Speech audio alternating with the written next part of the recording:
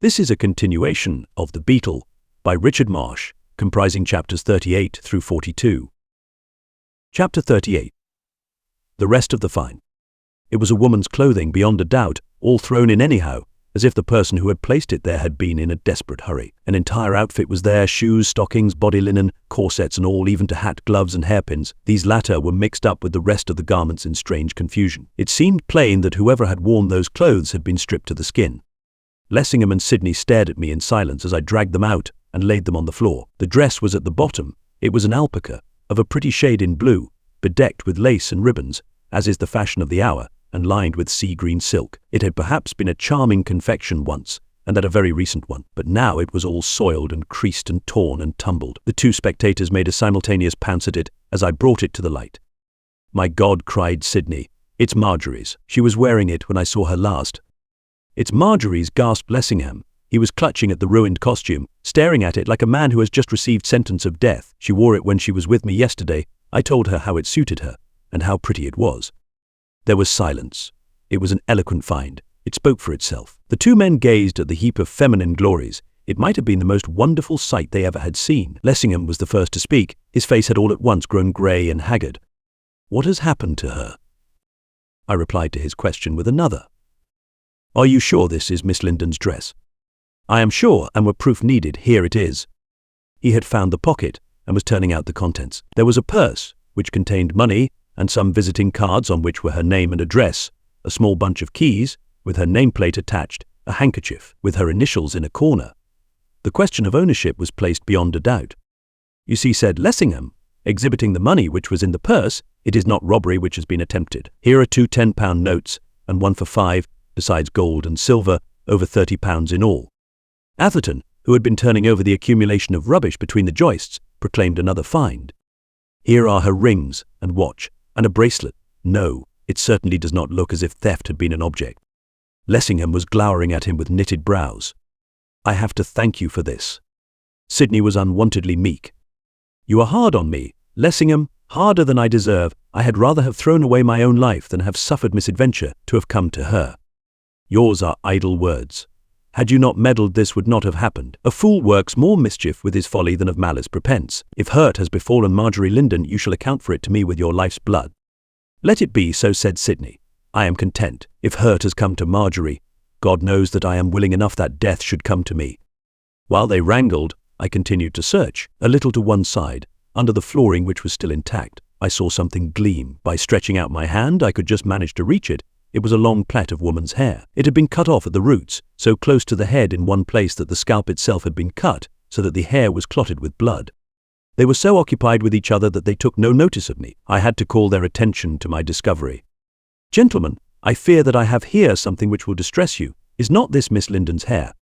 They recognized it on the instant. Lessingham, snatching it from my hands, pressed it to his lips.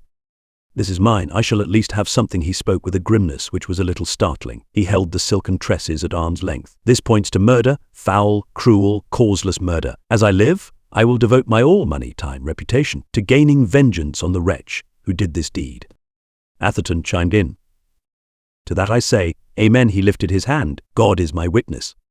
"It seems to me, gentlemen, that we move too fast. To my mind it does not by any means of necessity point to murder. On the contrary, I doubt if murder has been done. Indeed, I don't mind owning that I have a theory of my own which points all the other way." Lessingham caught me by the sleeve. "Mr. Champnell, tell me your theory." "I will, a little later. Of course it may be altogether wrong, though I fancy it is not. I will explain my reasons when we come to talk of it, but at present there are things which must be done." "I vote for tearing up every board in the house," cried Sidney, "and for pulling the whole infernal place to pieces. It's a conjurer's den. I shouldn't be surprised if Cabby's old gent is staring at us all the while from some peephole of his own." We examined the entire house, methodically, so far as we were able, inch by inch. Not another board proved loose. To lift those which were nailed down required tools, and those we were without. We sounded all the walls, with the exception of the party walls. They were the usual lath and plaster constructions, and showed no signs of having been tampered with. The ceilings were intact. If anything was concealed in them, it must have been there some time. The cement was old and dirty. We took the closet to pieces, examined the chimneys, peered into the kitchen oven and the copper. In short, we pried into everything which, with the limited means at our disposal, could be pried into without result. At the end we found ourselves dusty, dirty, and discomfited. The cabman's old gent remained as much a mystery as ever, and no further trace had been discovered of Miss Linden. Atherton made no effort to disguise his chagrin. Now, what's to be done? There seems to be just nothing in the place at all, and yet that there is, and that it's the key to the whole confounded business, I should be disposed to swear. In that case, I would suggest that you should stay and look for it. The cabman can go and look for the requisite tools, or a workman to assist you if you like. For my part, it appears to me that evidence of another sort is, for the moment, of paramount importance, and I propose to commence my search for it by making a call at the house which is over the way. I had observed, on our arrival, that the road only contained 2 houses which were in anything like a finished state, that which we were in, and another, some 50 or 60 yards further down, on the opposite side. It was to this I referred. The twain immediately proffered their companionship. "I will come with you," said Mr. Lessingham. And I echoed Sidney. "We'll leave this sweet homestead in charge of the cabman. I'll pull it to pieces afterwards." He went out and spoke to the driver. "Cabby, we're going to pay a visit to the little crib over there. You keep an eye on this one. And if you see a sign of anyone being about the place, living or dead or anyhow, you give me a yell. I shall be on the lookout, and I'll be with you before you can say Jack Robinson." "You bet I'll yell. I'll raise the hair right off you," the fellow grinned. "But I don't know if you gents are hiring me by the day. I want to change my horse. He ought to have been in his stable a couple of hours ago." "Never mind your horse. Let him rest a couple of hours extra tomorrow to make up for those he has lost today. I'll take care you don't lose anything by this little job, or your horse either. By the way, look here, this will be better than yelling." Taking a revolver out of his trousers pocket, he handed it up to the grinning driver. "If that old gent of yours does appear, you have a pop at him. I shall hear that easier than a yell. You can put a bullet through him if you like. I give you my word it won't be murder." "I don't care if it is," declared the cabman, handling the weapon like one who was familiar with arms of precision. "I used to fancy my revolver shooting when I was with the colours, and if I do get a chance I'll put a shot through the old hunks, if only to prove to you that I'm no liar." Whether the man was in earnest or not, I could not tell, nor whether Atherton meant what he said in answer. "If you shoot him, I'll give you £50. "All right," the driver laughed. "I'll do my best to earn that 50. Chapter 39. Miss Louisa Coleman. That the house over the way was tenanted was plain to all the world. At least one occupant sat gazing through the window of the first-floor front room, an old woman in a cap, one of those large old-fashioned caps which our grandmothers used to wear, tied with strings under the chin. It was a bow window, and as she was seated in the bay looking right in our direction, she could hardly have failed to see us as we advanced. Indeed, she continued to stare at us all the while with placid calmness. Yet I knocked once, twice, and yet again without the slightest notice being taken of my summons. Sidney gave expression to his impatience in his own peculiar vein. Knockers in this part of the world seem intended for ornament only. Nobody seems to pay any attention to them when they're used. The old lady upstairs must be either deaf or dotty. He went out into the road to see if she still was there. "She's looking at me as calmly as you please. What does she think we're doing here, I wonder? Playing a tune on her front door by way of a little amusement." "Madam," he took off his hat and waved it to her. "Madame, might I observe that if you won't condescend to notice that we're here your front door, we'll run the risk of being severely injured. She don't care for me any more than if I was nothing at all." Sound another tattoo upon that knocker. Perhaps she's so deaf that nothing short of a cataclysmal uproar will reach her auditory nerves. She immediately proved, however, that she was nothing of the sort. Hardly had the sounds of my further knocking died away than, throwing up the window, she thrust out her head and addressed me in a fashion which, under the circumstances, was as unexpected as it was uncalled for. "Now, young man, you needn't be in such a hurry," Sidney explained. "Pardon me, madam. It's not so much a hurry we're in as pressed for time. This is a matter of life and death." She turned her attention to Sidney, speaking with a frankness for which I imagine he was unprepared. "I don't want none of your imperence, young man. I've seen you before. You've been hanging about here the whole day long, and I don't like the looks of you, and so I'll let you know. That's my front door, and that's my knocker. I'll come down and open when I like, but I'm not going to be hurried, and if the knocker's so much as touched again, I won't come down at all." She closed the window with a bang. Sidney seemed divided between mirth and indignation. "That's a nice old lady, on my honor, one of the good old crusty sort. Agreeable characters this neighborhood seems to grow. A sojourn hereabouts should do one good. Unfortunately, I don't feel disposed just now to stand and kick my heels in the road." Again saluting the old dame, by raising his hat he shouted to her at the top of his voice, "Madam, I beg 10,000 pardons for troubling you, but this is a matter in which every second is of vital importance. Would you allow me to ask you 1 or 2 questions?" Up went the window, out came the old lady's head. "Now, young man, you needn't put yourself out to holler at me. I won't be hollered at. I'll come down and open that door in 5 minutes by the clock on my mantelpiece, and not a moment before." The fiat delivered, down came the window. Sidney looked rueful, He consulted his watch. "I don't know what you think, Champnell, but I really doubt if this comfortable creature can tell us anything worth waiting another 5 minutes to hear. We mustn't let the grass grow under our feet, and time is getting on." I was of a different opinion, and said so. "I'm afraid, Atherton, that I can't agree with you. She seems to have noticed you hanging about all day, and it is at least possible that she has noticed a good deal which would be well worth our hearing. What more promising witness are we likely to find? Her house is the only one which overlooks the one we have just quitted. I am of opinion that it may not only prove well worth our while to wait 5 minutes, but also that it would be as well, if possible, not to offend her by the way. She's not likely to afford us the information we require if you do." "Good. If that's what you think, I'm sure I'm willing to wait, only it's to be hoped that that clock upon her mantelpiece moves quicker than its mistress." Presently, when about a minute had gone, he called to the cabman. "Seen a sign of anything?" The cabman shouted back, "Near a sign, you'll hear a sound of pop guns when I do." Those 5 minutes did seem long ones, but at last Sidney, from his post of vantage in the road, informed us that the old lady was moving. "She's getting up, she's leaving the window. Let's hope to goodness she's coming down to open the door." That's been the longest 5 minutes I've known. I could hear uncertain footsteps descending the stairs. They came along the passage. The door was opened on the chain. The old lady peered at us through an aperture of about 6 inches. "I don't know what you young men think you're after, but have all 3 of you in my house I won't. I'll have him and you." A skinny finger was pointed to Lessingham and me. Then it was directed towards Atherton, "But have him I won't. So if it's anything particular you want to say to me, you'll just tell him to go away." On hearing this, Sidney's humility was abject. His hat was in his hand. He bent himself double. "Suffer me to make you a million apologies, madam. If I have in any way offended you, nothing, I assure you, could have been farther from my intention or from my thoughts. I don't want none of your apologies, and I don't want none of you neither. I don't like the looks of you, and so I tell you, before I let anybody into my house, you'll have to sling your hook." The door was banged in our faces. I turned to Sidney. "The sooner you go, the better it will be for us. You can wait for us over the way." He shrugged his shoulders and groaned, half in jest, half in earnest. "If I must, I suppose I must. It's the first time I've been refused admittance to a lady's house in all my life. What have I done to deserve this thing? If you keep me waiting long, I'll tear that infernal dean to pieces." He sauntered across the road, viciously kicking the stones as he went. The door reopened. "Has that other young man gone?" "He has." "Then now I'll let you in. Have him inside my house, I won't." The chain was removed. Lessingham and I entered. Then the door was refastened and the chain replaced. Our hostess showed us into the front room on the ground floor. It was sparsely furnished and not too clean, but there were chairs enough for us to sit upon, which she insisted on our occupying. "Sit down, do. I can't abide to see folks standing. It gives me the fidgets." So soon as we were seated, without any overture on our part, she plunged in medias res. "I know what it is you've come about, I know. You want me to tell you who it is as lives in the house over the road? Well, I can tell you, and I dare bet a shilling that I'm about the only one who can." I inclined my head. "Indeed. Is that so, madam?" She was huffed at once. "Don't madam me. I can't bear none of your lip service. I'm a plain-spoken woman.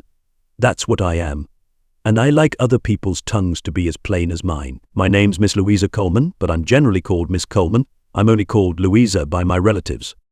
Since she was apparently between 70 and 80, and looked every year of her apparent age, I deemed that possible. Miss Coleman was evidently a character. If one was desirous of getting information out of her, it would be necessary to allow her to impart it in her own manner. To endeavour to induce her to impart it in anybody else's would be time clean wasted. We had Sidney's fate before our eyes. She started with a sort of roundabout preamble. "This property is mine. It was left me by my uncle, the late George Henry Jobson. He's buried in Hammersmith Cemetery, just over the way. He left me the whole of it. It's one of the finest building sites near London, and it increases in value every year, and I'm not going to let it for another 20, by which time the value will have more than trebled. So if that is what you've come about, as heaps of people do, you might have saved yourselves the trouble. I keep the board standing, just to let people know that the ground is to let, though, as I say, it won't be for another 20 years, when it'll be for the erection of high-class mansions only, same as there is in Grosvenor Square, no shops or public houses, and none of your shanties. I live in this place just to keep an eye upon the property, and as for the house over the way, I've never tried to let it, and it never has been let, not until a month ago, when, one morning, I had this letter. You can see it if you like." She handed me a greasy envelope which she ferreted out of a capacious pocket which was suspended from her waist, and which she had to lift up her skirt to reach. The envelope was addressed, in unformed characters, "Miss Louisa Coleman, the rhododendrons, Convolvulus Avenue, High Oaks Park, West Kensington, I felt. If the writer had not been of a humorous turn of mind and drawn on his imagination, and this really was the lady's correct address, then there must be something in a name. The letter within was written in the same straggling, characterless calligraphy. I should have said, had I been asked offhand, that the whole thing was the composition of a servant girl. The composition was about on a par with the writing. The undersigned would be obliged if Miss Coleman would let her empty house. I do not know the rent, but send £50. If more, will send. Please address Mohammed El Khair, Post Office, Sligo Street, London. It struck me as being as singular an application for a tenancy as I remembered to have encountered. When I passed it on to Lessingham, he seemed to think so too. This is a curious letter, Miss Coleman. So I thought, and still more so when I found the £50 inside. There were 5 £10 notes, all loose, and the letter not even registered. If I had been asked what was the rent of the house, I should have said, at the most, not more than £20, because between you and me, it wants a good bit of doing up and is hardly fit to live in as it stands. I had had sufficient evidence of the truth of this altogether apart from the landlady's frank admission. Why, for all he could have done to help himself, I might have kept the money and only sent him a receipt in a tile seat, a receipt for a quarter. And some folks would have done, but I'm not one of that sort myself, and shouldn't care to be. So I sent this here party. I never could pronounce his name, and never shall a receipt for a year. Miss Coleman paused to smooth her apron and consider. Well, the receipt should have reached this here party on the Thursday morning. As it were, I posted it on the Wednesday night, and on the Thursday after breakfast. I thought I'd go over the way to see if there was any little thing I could do, because there wasn't hardly a whole pane of glass in the place, when I all but went all of a heap. When I looked across the road, blessed if the party wasn't in already, at least as much as he ever was in, which, so far as I can make out, never has been anything particular, though how he had got in, unless it was through a window in the middle of the night, is more than I should care to say. There was nobody in the house when I went to bed. That I could pretty nearly take my Bible oath, yet there was the blind up at the parlour, and, what's more, it was down, and was down, pretty nearly ever since. Well, I says to myself, for right down in parents this beats anything. Why, he's in the place before he knows if I'll let him have it. Perhaps he thinks I haven't got a word to say in the matter. £50 or no £50, I'll soon show him. So I slips on my bonnet, and I walks over the road, and I hammers at the door. Well, I have seen people hammering since then, many a one, and how they've kept it up has puzzled me, for an hour some of them, but I was the first one as begun it. I hammers, and I kept on hammering, but it wasn't no more use than if I'd been hammering at a tombstone. So I starts rapping at the window, but that wasn't no use neither. So I goes round behind, and I hammers at the back door, but there, I couldn't make anyone hear nohow. So I says to myself, perhaps the party as is ain't in a manner of speaking, but I'll keep an eye on the house, and when he is in I'll take care that he ain't out again before I've had a word to say. So I come back home, and as I said I would, I kept an eye on the house the whole of that livelong day, but never a soul went either out or in. But the next day, which it was a Friday, I got out of bed about 5 o'clock to see if it was raining. Through my having an idea of taking a little excursion if the weather was fine, when I see a party coming down the road. He had on one of them dirty coloured bed cover sort of things, and it was wrapped all over his head and round his body, like, as I had been told, them their Arabs wear, and, indeed, I've seen them in them myself at West Brompton, when they was in the exhibition there. It was quite fine and broad day, and I see him as plainly as I see you. He comes skimming along at a tear of a pace, pulls up at the house over the way, opens the front door, and lets himself in. So I says to myself, there you are. Well, Mr. Arab, or whatever, or whoever you may be, I'll take good care that you don't go out again before you've had a word from me. I'll show you that landladies have their rights, like other Christians, in this country, however it may be in yours. So I kept an eye on the house, to see that he didn't go out again, and nobody never didn't, and between 7 and 8 I goes, and I knocks at the door, because I thought to myself that the earlier I was the better it might be. If you'll believe me, no more notice was taken of me than if I was one of the dead. I hammers and I hammers till my wrist was aching. I dare say I hammered 20 times, and then I went round to the back door, and I hammers at that, but it wasn't the least good in the world. I was that provoked to think I should be treated, as if I was nothing and nobody, by a dirty foreigner who went about in a bedgown through the public streets, that it was all I could do to hold myself. I comes round to the front again, and I starts hammering at the window, with every knuckle on my hands, and I calls out, I'm Miss Louisa Coleman, and I'm the owner of this house, and you can't deceive me. I saw you come in, and you're in now, and if you don't come and speak to me this moment, I'll have the police. All of a sudden, when I was least expecting it, and was hammering my very hardest at the pane, up goes the blind, and up goes the window too, and the most awful-looking creature ever I heard of, not to mention seeing, puts his head right into my face. He was more like a hideous baboon than anything else, let alone a man. I was struck all of a heap, and plumps down on the little wall, and all but tumbles head over heels backwards. And he starts shrieking, in a sort of a kind of English, and in such a voice as I'd never heard the like. It was like a rusty steam engine. Go away. Go away. I don't want you. I will not have you, never. You have your £50, you have your money. That is the whole of you. That is all you want. You come to me no more. Never, never no more, or you be sorry. Go away. I did go away, and that as fast as ever my legs would carry me, what with his looks, and what with his voice, and what with the way that he went on. I was nothing but a mass of trembling. As for answering him back, or giving him a piece of my mind, as I had meant to, I wouldn't have done it not for £1,000. I don't mind confessing, between you and me, that I had to swallow 4 cups of tea, right straight away, before my nerves were steady. Well, I says to myself, when I did feel, as it might be, a little more easy, you never have let that house before, and now you've let it with a vengeance, so you have. If that there new tenant of yours isn't the greatest villain that ever went unhung, it must be because he's got near relations what's as bad as himself. Because 2 families like his, I'm sure there can't be. A nice sort of Arab party to have sleeping over the road he is. But after a time I cools down, as it were, because I'm one of them sort as likes to see on both sides of a question. After all, I says to myself, he has paid his rent, and £50 is £50. I doubt if the whole house is worth much more, and he can't do much damage to it whatever he does. I shouldn't have minded, so far as that went, if he'd set fire to the place, for between ourselves, it's insured for a good bit over its value. So I decided that I'd let things be as they were, and see how they went on. But from that hour to this I've never spoken to the man, and never wanted to, and wouldn't, not of my own free will, not for a shilling a time. That face of his will haunt me if I live till Noah, as the saying is. I've seen him going in and out at all hours of the day and night. That Arab party's a mystery. If ever there was one, he always goes tearing along as if he's flying for his life. Lots of people have come to the house, all sorts and kinds, men and women. They've been mostly women, and even little children.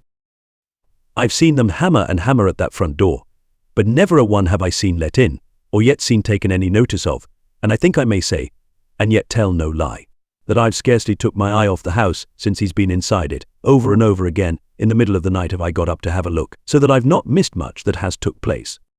What's puzzled me is the noises that's come from the house. Sometimes for days together there's not been a sound. It might have been a house of the dead, and then, all through the night, there's been yells and screeches, squawks and screams. I never heard nothing like it. I have thought, and more than once, that the devil himself must be in that front room, let alone all the rest of his demons. And as for cats, where they've come from I can't think. I didn't use to notice hardly a cat in the neighborhood till that their Arab party came. There isn't much to attract them. But since he came there's been regiments. Sometimes at night there's been troops about the place, screeching like mad. I've wished them farther, I can tell you. That Arab party must be fond of him. I've seen them inside the house at the windows, upstairs and downstairs, as it seemed to me, a dozen at a time. Chapter 40. What Miss Coleman saw through the window. As Miss Coleman had paused, as if her narrative was approaching a conclusion, I judged it expedient to make an attempt to bring the record as quickly as possible up to date. I take it, Miss Coleman, that you have observed what has occurred in the house today. She tightened her nutcracker jaws and glared at me disdainfully. Her dignity was ruffled. I'm coming to it, aren't I? If you'll let me. If you've got no manners, I'll learn you some. One doesn't like to be hurried at my time of life, young man. I was meekly silent. Plainly, if she was to talk, everyone else must listen.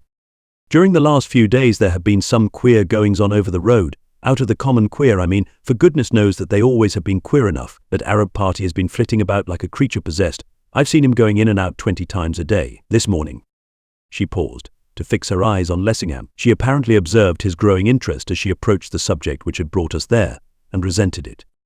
Don't look at me like that, young man, because I won't have it. And as for questions, I may answer questions when I'm done, but don't you dare to ask me one before, because I won't be interrupted. Up to then Lessingham had not spoken a word, but it seemed as if she was endowed with the faculty of perceiving the huge volume of the words which he had left unuttered. This morning, as I've said already, she glanced at Lessingham as if she defied his contradiction. When that Arab party came home it was just on the stroke of 7. I know what was the exact time because when I went to the door to the milkman, my clock was striking the half hour, and I always keep it 30 minutes fast. As I was taking the milk, the man said to me, "Hollo, Miss Coleman, here's your friend coming along." "What friend?" I says, "for I ain't got no friends as I know round here, nor yet, I hope, no enemies neither." And I looks round, and there was the Arab party coming tearing down the road, his bed cover thing all flying in the wind, and his arms straight out in front of him. I never did see anyone go at such a pace. "My goodness," I says, I wonder he don't do himself an injury. I wonder someone else don't do him an injury, says the milkman. The very sight of him is enough to make my milk go sour. And he picked up his pail and went away quite grumpy, though what that Arab party's done to him is more than I can say. I have always noticed that milkman's temper's short like his measure. I wasn't best pleased with him for speaking of that Arab party as my friend, which he never has been, and never won't be, and never won't be. 5 persons went to the house after the milkman was gone, and that their Arab party was safe inside. 3 of them was commercials that I know, because afterwards they came to me. But of course they none of them got no chance with that their Arab party, except of hammering at his front door, which ain't what you might call a paying game, nor nice for the temper. But for that I don't blame him, for if once those commercials do begin talking, they'll talk forever. Now I'm coming to this afternoon. I thought it was about time, though for the life of me, I did not dare to hint as much. Well, it might have been 3, or it might have been 1/2 anyhow it was thereabouts, when up there comes 2 men and a woman. Which one of the men was that young man what's a friend of yours? Oh, I says to myself, here's something new in callers. I wonder what it is they're wanting that young man what was a friend of yours. He starts hammering and hammering, as the custom was with everyone who came, and as usual no more notice was taken of him than nothing, though I knew that all the time the Arab party was indoors. At this point I felt that at all hazards I must interpose a question. You are sure he was indoors? She took it better than I feared she might. Of course I'm sure. Hadn't I seen him come in at 7? And he never hadn't gone out since, for I don't believe that I'd taken my eyes off the place not for 2 minutes together. And I'd never had a sight of him. If he wasn't indoors, where was he then? For the moment, so far as I was concerned, the query was unanswerable. She triumphantly continued. Instead of doing what most did when they'd had enough of hammering and going away, these 3 they went round to the back. And I'm blessed if they mustn't have got through the kitchen window, woman and all, for all of a sudden the blind in the front room was pulled not up, but down, dragged down it was, and there was that young man what's a friend of yours, standing with it in his hand. Well, I says to myself, if that ain't cool, I should like to know what is. If, when you ain't let in, you can let yourself in, and that without so much as saying by your leave, or with your leave, things is coming to a pretty pass. Wherever can that Arab party be, and whatever can he be thinking of, to let them go on like that because that he's the sort to allow a liberty to be took with him, and say nothing, I don't believe. Every moment I expects to hear a noise and see a row begin, but so far as I could make out, all was quiet, and there wasn't nothing of the kind. So I says to myself, there's more in this than meets the eye, and them 3 parties must have right upon their side, or they wouldn't be doing what they are doing in the way they are, they'd be ashindy. Presently, in about 5 minutes, the front door opens, and a young man, not the one what's your friend, but the other comes sailing out, and through the gate, and down the road, as stiff and upright as a grenadier. I never see anyone walk more upright, and few as fast. At his heels comes the young man what is your friend, and it seems to me that he couldn't make out what this other was a-doing of. I says to myself, there's been a quarrel between them 2, and him as has gone has hooked it. This young man what is your friend, he stood at the gate, all of a fidget, staring after the other with all his eyes, as if he couldn't think what to make of him, and the young woman, she stood on the doorstep, staring after him too. As the young man what had hooked it turned the corner, and was out of sight, all at once your friend he seemed to make up his mind, and he started off running as hard as he could pelt, and the young woman was left alone. I expected, every minute, to see him come back with the other young man, and the young woman, by the way she hung about the gate, she seemed to expect it too. But no, nothing of the kind. So when, as I expect, she'd had enough of waiting, she went into the house again, and I see her pass the front room window. After a while, back she comes to the gate, and stands looking and looking, but nothing was to be seen of either of them young men. When she'd been at the gate, I dare say 5 minutes, back she goes into the house, and I never saw nothing of her again. You never saw anything of her again? Are you sure she went back into the house? As sure as I am that I see you. I suppose that you didn't keep a constant watch upon the premises. But that's just what I did do. I felt something queer was going on, and I made up my mind to see it through. And when I make up my mind to a thing like that, I'm not easy to turn aside. I never moved off the chair at my bedroom window, and I never took my eyes off the house, not till you come knocking at my front door. But since the young lady is certainly not in the house at present, she must have eluded your observation, and in some manner have left it without your seeing her. I don't believe she did. I don't see how she could have done. There's something queer about that house, since that Arab party's been inside it. But though I didn't see her, I did see someone else. Who was that? A young man. A young man. Yes, a young man. And that's what puzzled me, and what's been puzzling me ever since, for see him go and I never did do. Can you describe him? Not as to the face, for he wore a dirty cloth cap pulled down right over it, and he walked so quickly that I never had a proper look. But I should know him anywhere if I saw him, if only because of his clothes and his walk. What was there peculiar about his clothes and his walk? Why, his clothes were that old and torn and dirty that a ragman wouldn't have given a thank you for them, and as for fit, there wasn't none. They hung upon him like a scarecrow. He was a regular figure of fun. I should think the boys would call after him if they saw him in the street. As for his walk, he walked off, just like the first young man had done. He strutted along with his shoulders back and his head in the air, and that stiff and straight that my kitchen poker would have looked crooked beside of him. Did nothing happen to attract your attention between the young ladies going back into the house and the coming out of this young man? Miss Coleman cogitated. Now you mention it, there did, though I should have forgotten all about it if you hadn't asked me. That comes of your not letting me tell the tale in my own way. About 20 minutes after the young woman had gone in, someone put up the blind in the front room, which that young man had dragged right down. I couldn't see who it was, for the blind was between us, and it was about 10 minutes after that young man came marching out. And then what followed? Why, in about another 10 minutes that Arab party himself comes scooting through the door. The Arab party. Yes, the Arab party. The sight of him took me clean aback, where he'd been, and what he'd been doing with himself while them there people played high about his premises. I'd have given a shilling out of my pocket to have known. But there he was, as large as life, and carrying a bundle. A bundle on his head, like a muffin man carries his tray. It was a great thing. You never would have thought he could have carried it. And it was easy to see that it was as much as he could manage. It bent him nearly double, and he went crawling along like a snail. It took him quite a time to get to the end of the road. Mr. Lessingham leaped up from his seat, crying. Marjorie was in that bundle. I doubt it, I said. He moved about the room distractedly, wringing his hands. She must have been. God help us all. I repeat that I doubt it. If you will be advised by me, you will wait a while before you arrive at any such conclusion. All at once there was a tapping at the window pane. Atherton was staring at us from without. He shouted through the glass. Come out of that, you fossils. I've news for you. Chapter 41. The constable, his clue, and the cab. Miss Coleman, getting up in a fluster, went hurrying to the door. I won't have that young man in my house. I won't have him. Don't let him dare to put his nose across my doorstep. I endeavoured to appease her perturbation. I promise you that he shall not come in, Miss Coleman, my friend here, and I will go and speak to him outside. She held the front door open just wide enough to enable Lessingham and me to slip through. Then she shut it after us with a bang. She evidently had a strong objection to any intrusion on Sidney's part. Standing just without the gate, he saluted us with a characteristic vigour which was scarcely flattering to our late hostess. Behind him was a constable. I hope you two have been mewed in with that old pussy long enough. While you've been tittle-tattling I've been doing, listen to what this Bobby's got to say. The constable, his thumbs thrust inside his belt, wore an indulgent smile upon his countenance. He seemed to find Sidney amusing. He spoke in a deep bass voice, as if it issued from his boots.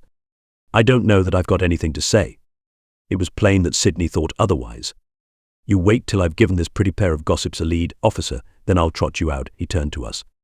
After I'd poked my nose into every dashed hole in that infernal den, and been rewarded with nothing but a pain in the back for my trouble, I stood cooling my heels on the doorstep, wondering if I should fight the cabman, or get him to fight me, just to pass the time away, for he says he can box, and he looks it, when who should come strolling along but this magnificent example of the Metropolitan Constabulary. He waved his hand towards the policeman, whose grin grew wider. I looked at him, and he looked at me.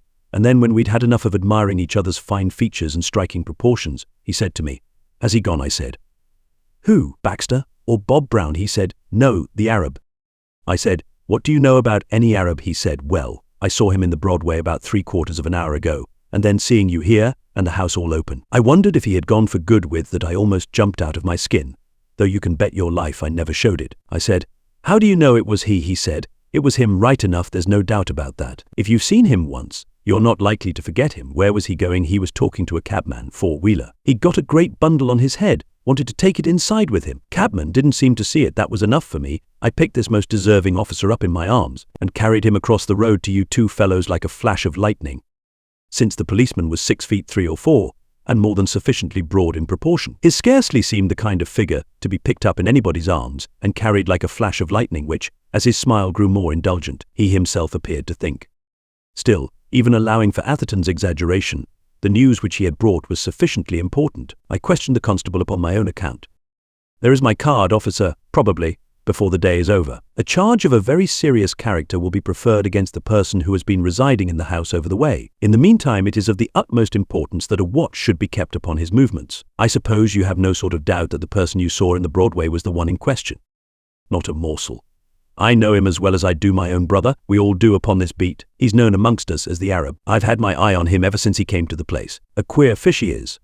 I always have said that he's up to some game or other. I never came across one like him for flying about in all sorts of weather, at all hours of the night, always tearing along as if for his life. As I was telling this gentleman I saw him in the Broadway, well, now it's about an hour since, perhaps a little more. I was coming on duty when I saw a crowd in front of the district railway station, and there was the Arab having a sort of argument with the cabman. He had a great bundle on his head, 5 or 6 feet long, perhaps longer. He wanted to take this great bundle with him into the cab, and the cabman, he didn't see it. You didn't wait to see him drive off? No, I hadn't time. I was due at the station. I was cutting it pretty fine as it was. You didn't speak to him or to the cabman? No, it wasn't any business of mine, you understand. The whole thing just caught my eye as I was passing. And you didn't take the cabman's number? No, well, as far as that goes, it wasn't needful. I know the cabman, his name and all about him, his stables in Bradmore. I whipped out my notebook. Give me his address.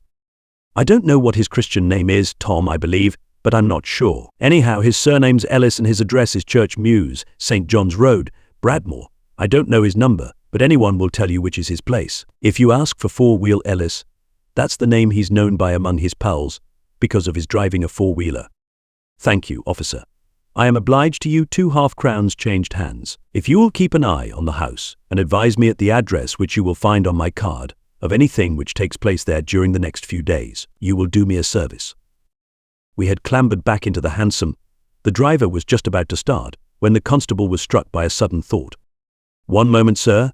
Blessed if I wasn't going to forget the most important bit of all. I did hear him tell Ellis where to drive him to. He kept saying it over and over again in that queer lingo of his. Waterloo Railway Station, Waterloo Railway Station. All right, said Ellis. I'll drive you to Waterloo Railway Station right enough, Bay. Only I'm not going to have that bundle of yours inside my cab. There isn't room for it. So you put it on the roof to Waterloo Railway Station, said the Arab.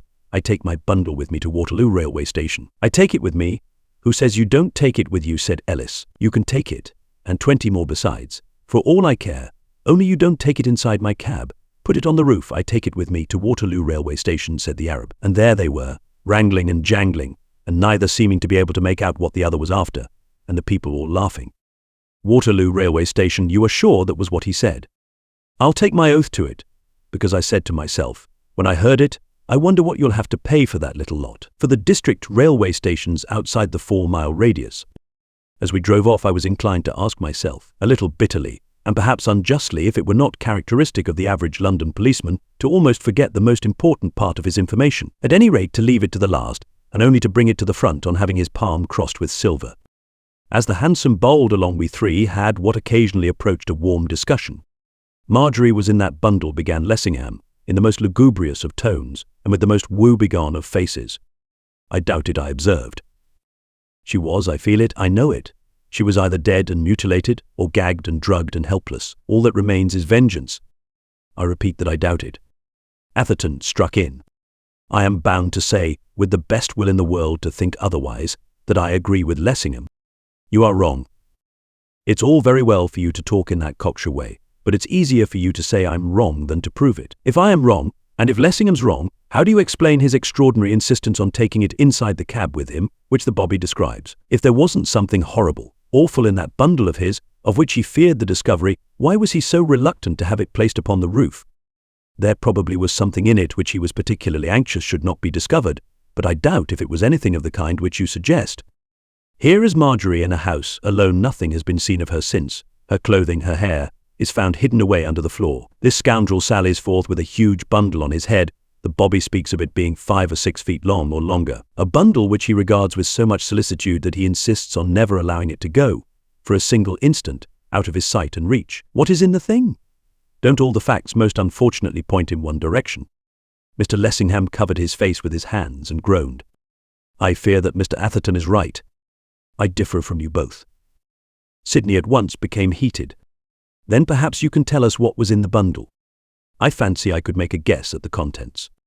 Oh, you could you then? Perhaps for our sakes you'll make it, and not play the oracular owl. Lessingham and I are interested in this business after all. It contained the bearer's personal property, that, and nothing more. Stay.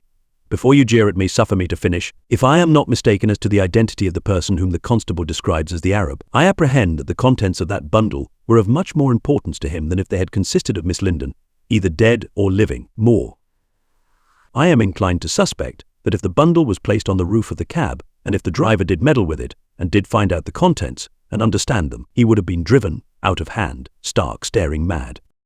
Sidney was silent, as if he reflected. I imagine he perceived there was something in what I said. But what has become of Miss Linden? I fancy that Miss Linden, at this moment, is somewhere. I don't, just now, know exactly where, but I hope very shortly to be able to give you a clearer notion, attired in a rotten, dirty pair of boots, a filthy, tattered pair of trousers, a ragged, unwashed apology for a shirt, a greasy, ancient, shapeless coat, and a frowsy, peaked cloth cap. They stared at me, open-eyed.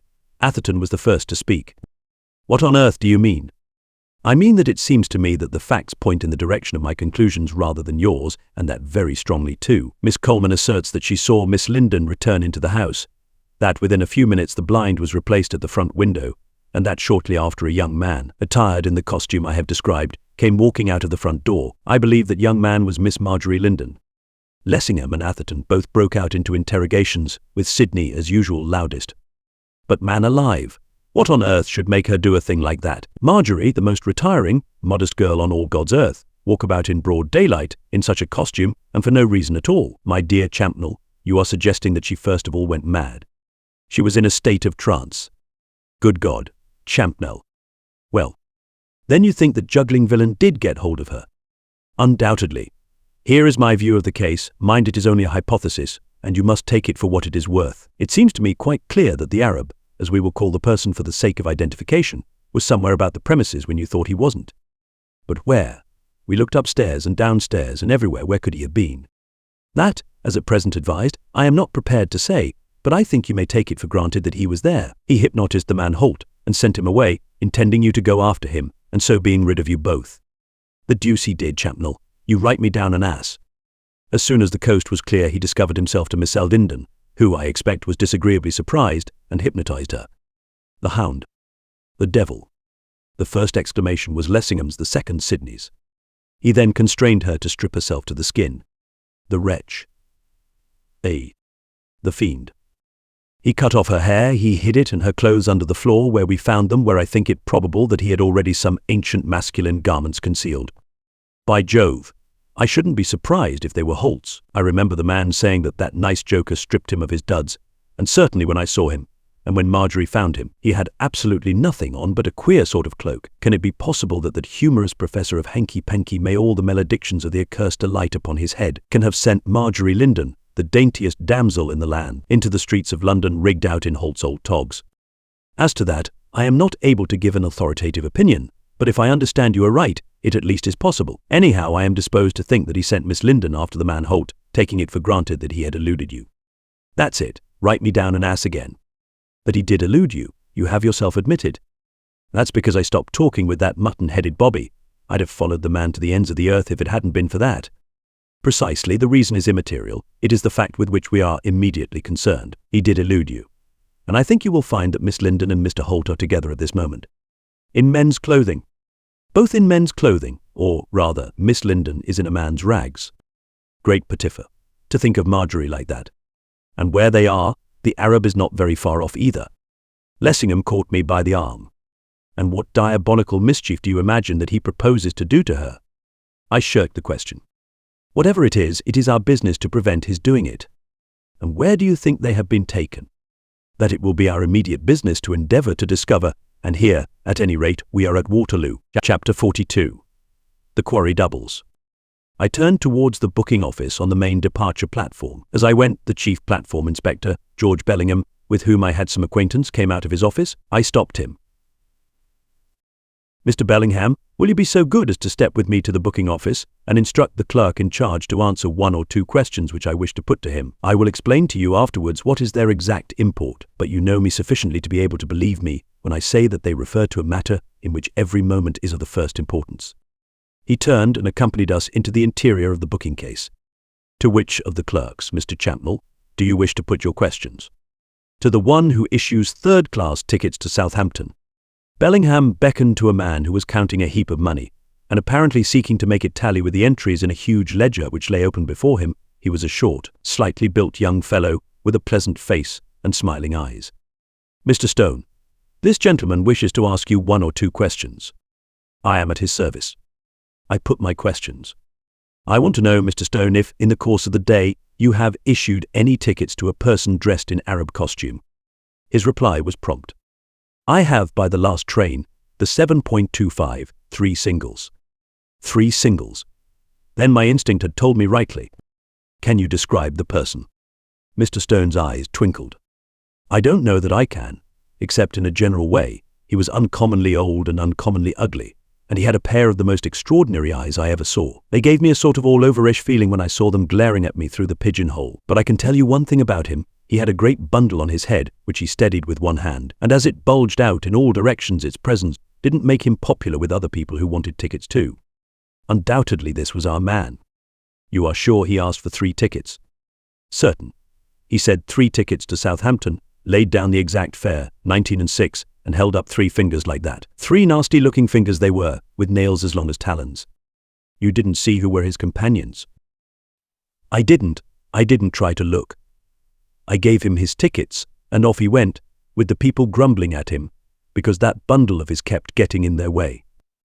Bellingham touched me on the arm.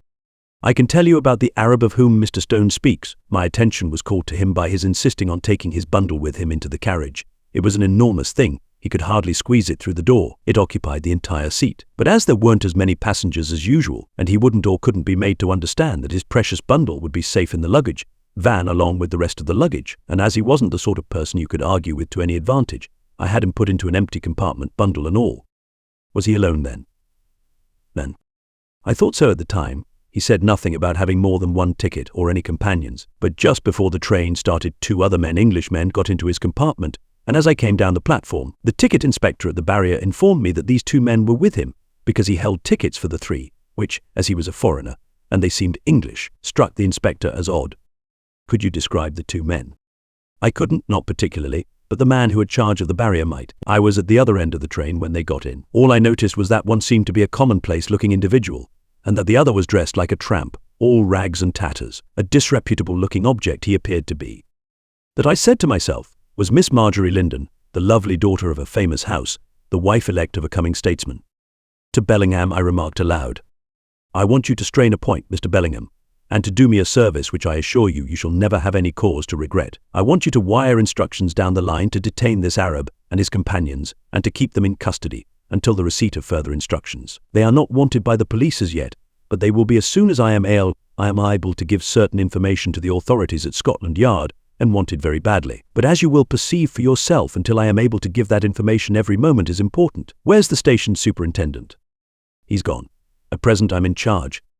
"Then will you do this for me? I repeat that you shall never have any reason to regret it." "I will, if you'll accept all responsibility." "I'll do that with the greatest pleasure." Bellingham looked at his watch. "It's about 20 minutes to 9. The train's scheduled for Basingstoke at 9.6. If we wire to Basingstoke at once, they ought to be ready for them when they come." Good. The wire was sent. We were shown into Bellingham's office to await results. Lessingham paced agitatedly to and fro. He seemed to have reached the limits of his self-control, and to be in a condition in which movement of some sort was an absolute necessity. The mercurial Sidney, on the contrary, leaned back in a chair, his legs stretched out in front of him, his hands thrust deep into his trouser pockets, and stared at Lessingham, as if he found relief to his feelings in watching his companion's restlessness. I, for my part, drew up as full a precis of the case as I deemed advisable, and as time permitted, which I dispatched by one of the company's police to Scotland Yard. Then I turned to my associates. "Now, gentlemen, it's past dinner time. We may have a journey in front of us. If you take my advice, you'll have something to eat." Lessingham shook his head. "I want nothing." "Nor I," echoed Sidney. I started up. "You must pardon my saying nonsense, but surely you of all men, Mr. Lessingham, should be aware that you will not improve the situation by rendering yourself incapable of seeing it through. Come and dine." I hailed them off with me, willy-nilly, to the refreshment room. I dined, after a fashion. Mr. Lessingham swallowed with difficulty a plate of soup. Sidney nibbled at a plate of the most unpromising-looking chicken and ham. He proved, indeed, more intractable than Lessingham, and was not to be persuaded to tackle anything easier of digestion. I was just about to take cheese after chop when Bellingham came hastening in his hand an open telegram. "The birds have flown," he cried. "Flown? How?" In reply, he gave me the telegram. I glanced at it. It ran: "Persons described not in the train. Guard says they got out at Vauxhall. Have wired Vauxhall to advise you." "That's a level-headed chap," said Bellingham, the man who sent that telegram. "His wiring to Vauxhall should save us a lot of time. We ought to hear from there directly." "Hollow! What's this? I shouldn't be surprised if this is it." As he spoke, a porter entered. He handed an envelope to Bellingham. We all three kept our eyes fixed on the inspector's face as he opened it. When he perceived the contents, he gave an exclamation of surprise. "This Arab of yours and his 2 friends seem rather a curious lot, Mr. Champnell." He passed the paper on to me. It took the form of a report. Lessingham and Sydney, regardless of forms and ceremonies, leaned over my shoulder as I read it. Passengers by 7.30 Southampton. On arrival of train, complained of noises coming from a compartment in coach 8964. Stated that there had been shrieks and yells ever since the train left Waterloo, as if someone was being murdered. An Arab and 2 Englishmen got out of the compartment in question, apparently the party referred to in wire, just a hand from Basingstoke. All 3 declared that there was nothing the matter, that they had been shouting for fun. Arab gave up 3/3 singles for Southampton, saying, in reply to questions, that they had changed their minds and did not want to go any farther. As there were no signs of a struggle or of violence, nor, apparently, any definite cause for detention, they were allowed to pass. They took a 4-wheeler, No. 09435. The Arab and 1 man went inside, and the other man on the box. They asked to be driven to Commercial Road, Limehouse. The cab has since returned. Driver says he put the 3 men down, at their request, in Commercial Road at the corner of Sutcliffe Street near the East India Docks. They walked up Sutcliffe Street, the Englishman in front and the Arab behind, took the first turning to the right, and after that he saw nothing of them. The driver further states that all the way the Englishman inside, who was so ragged and dirty that he was reluctant to carry him, kept up a sort of wailing noise which so attracted his attention that he twice got off his box to see what was the matter, and each time he said it was nothing. The cabman is of opinion that both the Englishmen were of weak intellect. We were of the same impression here. They said nothing, except at the seeming instigation of the Arab, but when spoken to stared and gaped like lunatics. It may be mentioned that the Arab had with him an enormous bundle, which he persisted, in spite of all remonstrances, on taking with him inside the cab. As soon as I had mastered the contents of the report, and perceived what I believed to be unknown to the writer himself its hideous inner meaning, I turned to Bellingham. "With your permission, Mr. Bellingham, I will keep this communication. It will be safe in my hands. You will be able to get a copy, and it may be necessary that I should have the original to show to the police. If any inquiries are made for me from Scotland Yard, tell them that I have gone to the Commercial Road, and that I will report my movements from Limehouse Police Station." In another minute we were once more traversing the streets of London, 3 in a hansom cab.